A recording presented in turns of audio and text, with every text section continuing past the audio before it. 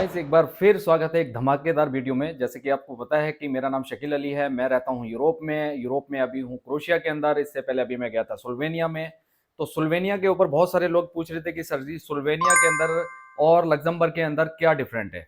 तो वीडियो का एंड तक जरूर देख लेना। बहुत सारे जो जो फर्क हैं, जो अंतर हैं, जो वहाँ पर डिफरेंसेस हैं, उन सब के बारे में चर्चा करूंगा। ठीक है, तो जो भाई चैनल पे नया है भाई चैनल को सब्सक्राइब भी कर लेना, वीडियो को लाइक कर देना, अच्छी लगे दोस्तों के साथ शेयर कर देना। इसी धमाकेदार वीडियो बनाकर आप लोगों को बताता रहूंगा। सबसे पहले ये बताता चलूं, देखें स्लोवेनिया भी यूरोप का पार्ट है। स्लोवेकिया और स्लोवेनिया, ये स्लोवेनिया जो है इटली के साथ है और इटली के साथ साथ ये अपना लगता है इधर क्रोएशिया के साथ और उधर ऑस्ट्रिया के साथ भी। मतलब ये काफी छोटी कंट्री है, करीब आबादी भी बहुत कम है इसकी। और इसकी लुबियाना इसकी कैपिटल है। जैसे कि मैंने आपको वहाँ का एक पूरा टूर ब्लॉग भी बना के आपको दिखाया था। अब बात जो मैं कर रहा हूँ वो ये कर रहा हूँ कि जो लोग सवाल कर रहे थे कि सर जी क्रोएशिया के साथ होने के साथ साथ ये स्लोवेनिया जो कंट्री है छोटी कंट्री है, अपॉर्चुनिटीज बहुत है। लोग कहते हैं यहाँ सर जी पैसा बहुत है, क्या लग्जमबर्ग से ज्यादा पैसा है, क्या यहाँ ज्यादा अपॉर्चुनिटीज है? इन सब चीजों के बारे में आज आपको बताऊंगा। ठीक है दोस्तों, देखें सबसे बड़ी बात, स्लोवेनिया में जाने के बाद मैंने बहुत सारी चीजें ऑब्जर्व की, वहां पर पूछा, लोग मिले मुझे। तो अपने देसी भाई बहुत मिले, केरला के बंदे मिले, उनके साथ भी एक वीडियो बना के मैंने साइड डाली थी। और केरला के साथ साथ वहां पर और दूसरे स्टेट के भी बंदे मिले जो स्टूडेंट वीजे पे आए थे। और मोस्टली लोगों ने मुझे ये बताया, देखो यहाँ पर स्टूडेंट वीजे पे आ सकते हो। पहले स्लोवेनिया का बता देता हूँ, उसके बाद लग्जमबर्ग का बताऊंगा। ठीक है, अब वहां पर स्टूडेंट वीजे पे आने के बाद बंदे काम कर लेते हैं, होटल लाइन में काम कर लेते हैं, रेस्टोरेंट पे कर देते हैं, चाइनीज रेस्टोरेंट हैं और वहां पर और जो इनके लोकल रेस्टोरेंट हैं तो उनपे आराम से काम मिल जाता है। 7 यूरो से लेके 10 यूरो एक घंटे का, मतलब 700 600 700 इंडियन रुपये लगाओगे तो 600-700 रुपए एक घंटे का बनता है। तो डेली वहां पर और 8 घंटे काम है, 4 घंटे काम है, वो डिपेंड करता है। तो अपनी पढ़ाई का खर्चे बंदे वहां पर स्टूडेंट निकाल लेते हैं। दूसरी बात आती है वहां पर काम की, दूसरी जो जॉब है सबसे ज्यादा स्लोवेनिया के अंदर भाई ट्रक ड्राइवर की जॉब है। जो जॉब वाली बात बताऊं, और उन लोगों की जॉब है जो ऑलरेडी गल्फ में हैं। जो बंदे गल्फ में दुबई, सऊदी, कतर के अंदर जिनके पास लाइसेंस है वो स्लोवेनिया से आना चाहते हैं तो उनका वन ऑफ द बेस्ट ये चांस है कि भाई वो स्लोवेनिया का वर्क परमिट अप्लाई करें। बहुत सारी ऐसी रिक्वायरमेंट एजेंसीज हैं यहाँ पर। ठीक है, तो जो हायर करती हैं वहां से डायरेक्टली अपना क्या नाम है वर्क परमिट पे ड्राइवर का। क्योंकि ड्राइवर देखिए गल्फ का ड्राइवर ना पूरी दुनिया में कहते हैं कि माना जाता है। दुबई का ड्राइवर भाई बहुत एक्सपर्ट है, दुबई में लाइसेंस बहुत हार्ड बनता है। दुबई का फिर ट्रक ड्राइवर हो गया, ट्रेलर ड्राइवर हो गया, और बड़ी बड़े 10 टहरा होते हैं जो कंटेनर होते हैं बड़े बड़े, उनके जो ड्राइवर, जिसको हम अपनी अगर दुबई की भाषा में करें बात, तो हैवी ट्रक ड्राइवर। ठीक है, लाइट व्हीकल ड्राइवर की या लाइट ट्रक ड्राइवर की नहीं बात कर रहा हूँ। लाइट ट्रक ड्राइवर में जो कंटेनर वगैरह चलाते हैं, जैसे कि अपने यहाँ कहते हैं कि भाई 17 फुटी, 14 फुटी, 19 फुटी, तो वो चीज नहीं है। वो भाई बड़े बड़े जो कंटेनर होते हैं, जो सामान इधर से एक कंट्री से लेके, आपने पता लगा स्लोवेनिया से लेके आपने जाना है पोलैंड, आपने स्लोवेनिया से लेके जाना है इटली, तो वो यूरोप में ट्रैवल करते रहते हैं। सैलरियां भी अच्छी हैं यहाँ पर। सैलरियां भी भाई 1800 से लेके 2300 यूरो तक यहाँ पर ड्राइवर मुझे मिला था, उसने बताया था बना लेता है। टिप्स वगैरह अलग मिल जाते हैं। टिप्स का मतलब भाई आपने जो होता है कि जहाँ सामान उतारने जा रहे हो या कुछ कर रहे हो तो उसका एक अलग सीन है। ठीक है, तो ये दो चीजें बताऊं मैं आपको। हाँ, अगर इसी यही चीज अगर दूसरी बात कर लूं वहां पर रहन सहन की, भाई जो बंदे यहाँ पर खर्चे की बात करता हूं, अब स्लोवेनिया में थोड़ा सा महंगा है। महंगा क्या है कि भाई देखे सैलरी थोड़ी सी कम है वहां पर। सैलरी कंपेयर करूं तो लग्जमबर्ग के सैलरियां थोड़ी सी कम है और यहाँ पर महंगा है। टैक्सी, प्राइवेट टैक्सी आपको नहीं मिलेगी। जो टूरिस्ट पे घूमने आ रहे हैं भाई उनके लिए स्पेशली बता दूं आपको, मैंने भी बड़ी चीजें वहां पर एक्सपीरियंस की कि उतरा, वहां पर उतरने के साथ ही टैक्सी पकड़ी। 500 मीटर की दूरी पे मेरा होटल था और मैंने वहां टैक्सी पकड़ी, सीधा उसने भाई 20 यूरो ले लिए टैक्सी के अपने, और 3 रुपए समथिंग, 3 रुपए 20 पैसे लिए उसने अलग से टैक्स के। तो 23 रुपए 20 पैसे, 23 ऐसे समथिंग, 23.5 रुपए उसने भैया 500 मीटर की दूरी, आधा किलोमीटर की, उतना तो पैदल करके भी मैं चला जाता 10-15 मिनट के अंदर। तो टूरिस्ट लोग जो भी स्लोवेनिया के अंदर आ रहे हैं तो वो लोग भी भाई इस चीज का ध्यान रखें। पहले अपना सबसे पहले यहाँ पर या तो अपना रोमिंग सिम करा के आए, या उतरने के साथ ही यहाँ लोकल एक सिम ले लें, अपना नेट चलाएं और आपकी जो लोकेशन है वो देखें कितनी दूरी पे है। पैदल जाने का है तो 1-8 किलोमीटर बंदा पैदल भी निकल जाता है, बाकी टैक्सी से पकड़ के जाओगे तो बहुत महंगा है। तो महंगा बहुत है, खाने में भी महंगा है, टैक्सी में भी महंगा है, क्योंकि ओला, उबर, यहाँ बोल्ट नहीं चलती है। यहाँ पर प्राइवेट ही टैक्सी है। छोटा सा कंट्री है और जो सिटी है इसकी लुबियाना वो भी भाई छोटी सी है। पर हाँ, अब बात करें खूबसूरती की, तो नेचुरल खूबसूरती बहुत ज्यादा है। जो इसकी ब्लेड लेक है उसके अंदर भाई देखें, उसके लेक के अंदर ही एक आइलैंड है पूरा, एक पूरा वहां पर चर्च है।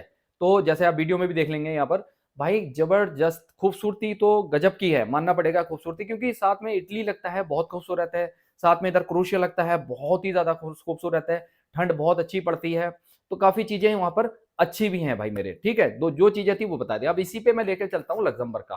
और लग्जमबर्ग के बारे में देखो, हर बंदा आजकल दीवाना है लग्जमबर्ग का कि लग्जमबर्ग में चले जाएं। वहां पर देखें ट्रांसपोर्ट इतनी महंगी है, यहाँ पर ट्रांसपोर्ट का मैंने आपको बताया, वही चीज वहां आप लग्जमबर्ग में कंपेयर करेंगे तो लग्जमबर्ग में ट्रांसपोर्ट टोटली फ्री है। मैंने विजिट किया है, आप लोगों को मैंने वहां के ब्लॉग बना के भी दिखाए हैं कि लग्जमबर्ग के अंदर ट्रांसपोर्ट, आप भाई किसी भी ट्रैम में बैठो, आप कोई पैसा नहीं देना। एक नंबर की ट्रैम है उसकी, वर्ल्ड की नंबर 1 ट्रैम। मुझे तो अभी तक ऐसी ट्रैम इतनी देखी, मैंने इतनी कंट्रियां घूमी है, मैंने कभी किसी कंट्री के अंदर इतनी ट्रैम अच्छी नहीं मिली, जो उसकी कलरफुल ट्रैम नाइट में देखो तो दिल और दिमाग खुश हो जाए।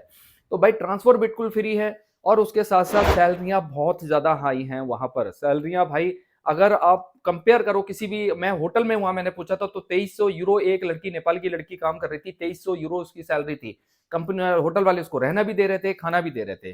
तो आप होटल लाइन के सबसे ज्यादा जो वहां पर जेनुअल में बताऊं आपको, सबसे ज्यादा जो जॉब्स हैं वहां पर उसमें है फाइनेंस सेक्टर में, उसके बाद होटल लाइन में, उसके बाद वेयर हाउस में। ये 3 सेक्टर में सबसे ज्यादा जॉब है, क्योंकि आप सबसे ज्यादा फाइनेंस का हब है वो। फाइनेंस का हब का मतलब है कि भाई बैंकिंग सेक्टर बहुत है।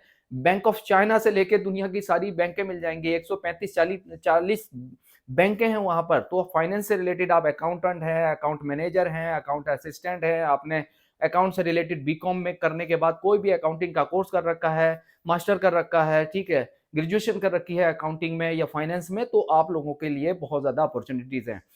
अब शर्त यह है कि भाई देखें, मैंने बताया वही कंपेयर करने की कोशिश कर रहा हूँ, सैलरी हाई है उनकी, और बैंकिंग लाइन में तो वैसे ही सैलरी हाई होंगी। दूसरा सिमी इसी तरह से बेसिक सैलरी बताई कि वहां पर सैलरी भी होटल लाइन के अंदर है या वेयर हाउस के अंदर है तो सैलरी वहां पर बहुत ज्यादा हाई है। दूसरा यह है, देखें जॉब कैसे लेंगे वहां पर। यहाँ तो ट्रक ड्राइवर की भी थी सुल्वेनिया में, पर यहाँ पर भाई इन सेक्टर की ज्यादा है। और जॉब कैसे लेनी है, जॉब ये बताऊं भाई, देखें सबसे ज्यादा आप ऑनलाइन जॉब अप्लाई की कोशिश करा करें, क्योंकि इसमें थोड़ा सा आपको अवेयर भी कर दूं, आपको जानकारी भी दे दूं। तो मेरे नाम पे थोड़ा सा फ्रॉडबाजी में, अब देखो दुनिया में कोई भी बंदा अगर थोड़ा हाइप होता है ना, थोड़ा सा चलता है, तो उसके नाम पे बड़ी चीजें चलने लगती हैं। तो मेरे नाम पे भी लोग कुछ करते हैं, तो उनसे बच के रहें।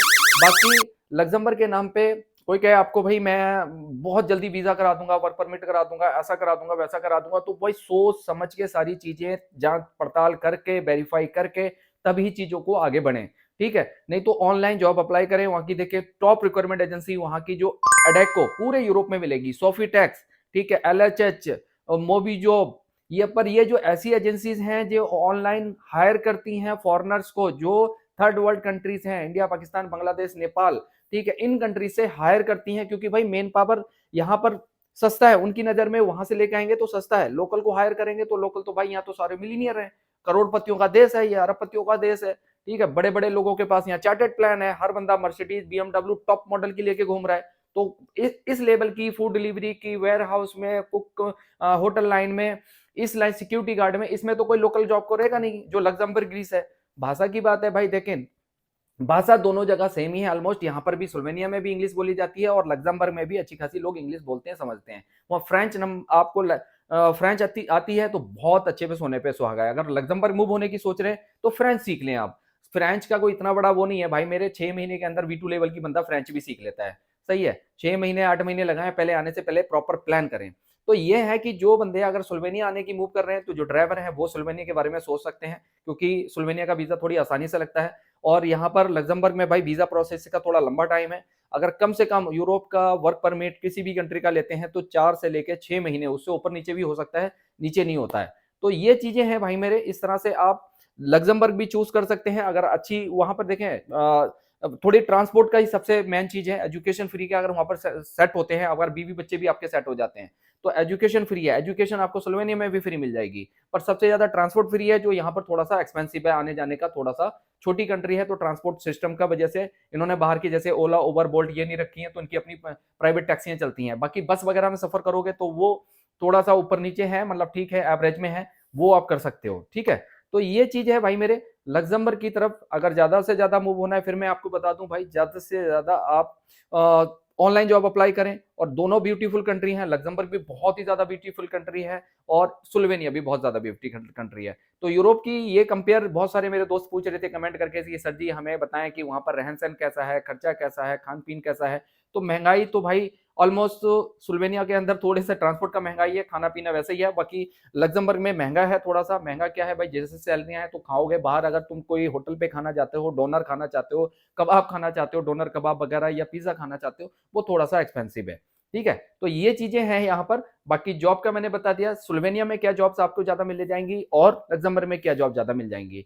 घूमने की चीजें भी बता दी कि किसी भी कंट्री के अंदर जाएं तो प्रॉपर प्लान करके जाएं, वहां पर पहले गूगल से पूरे हफ्ते का वेदर चेक करके जाएं। अभी मैं सुल्वेनिया में गया भाई, वहां पर मैंने चेक नहीं किया, वहां जाके देखा तो माइनस टेम्परेचर, भाई इतनी ठंड की बुरा हाल।